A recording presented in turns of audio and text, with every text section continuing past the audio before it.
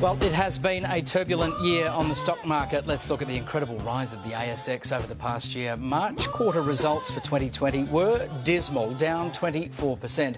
A year on, though, it's up 3% for the quarter. That is a rise of 16% since the beginning of the financial year and a 33% rise over the past 12 months. Quite incredible. Weekend Sunrise money man Scott Phillips joins us now. Scotty, good morning to you.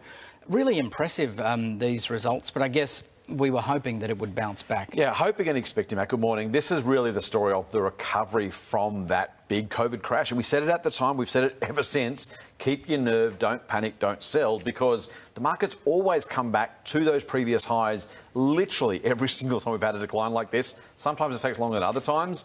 This time it's been, I mean, look, the Australian economy roaring back, the stock market coming back as well. Should have been, I didn't expect it this quickly, quite frankly, but really happy to see it. And again, with the economy recovering so nicely, it's a win for everybody. Yeah, not a bad return, 33% if you made the call back then.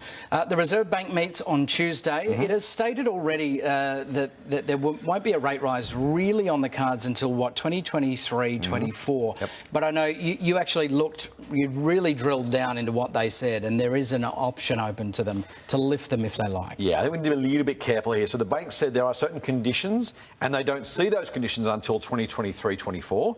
But if those conditions happen earlier, they will go earlier. So they've never actually said we're not going till then.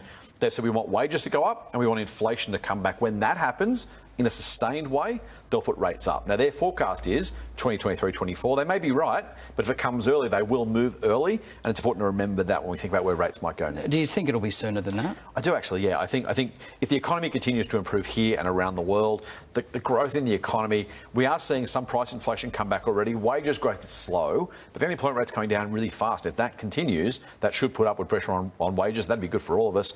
And possibly, the bad news, if you're a mortgage holder, is rates might go up as well. Aussies seem to really love the fixed rate at the moment. They've been locking it in record numbers, snapping up fixed rate home loans. Well, it's a record rate. Yeah, it's an extraordinary growth, isn't it? And look, it makes we've been saying, for the longest time, I've always said, look, it probably doesn't matter which way you go. In the last 6 to 12 months, I've changed my tune specifically because rates are so incredibly low. Heads, you win.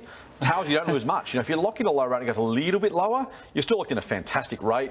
If it goes a little bit lower, okay, you missed a little bit. But if rates do go up earlier than you expect, as we just talked about, you've still got that low rate locked in. So it very much is, you know, you kind of can't lose by locking in. Yeah, you might, you know, circumstances will change the way they change. But as I said, tails, you don't lose much. It's a pretty good outcome. Everyone's taking your advice, Scotty. Hopefully they are. That's a good thing if they are. They are. New figures out this week revealed job ads. I want to just talk briefly about this. Up 10%, yep. But the detail here is incredible. They're up 2.2% in capital cities.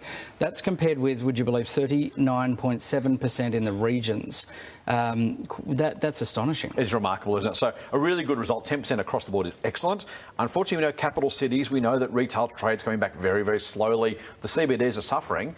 The outer suburbs, the regions are doing incredibly well right now. A 40% increase in rates, in jobs. Think about central and north Queensland, Bendigo, Ballarat, northwestern WA, really right across the country. Regional areas are absolutely booming. House prices, jobs. It is good news to be in the regions. Yeah, and they need all that help too. All right, Scotty, thank you very much for your thoughts as always.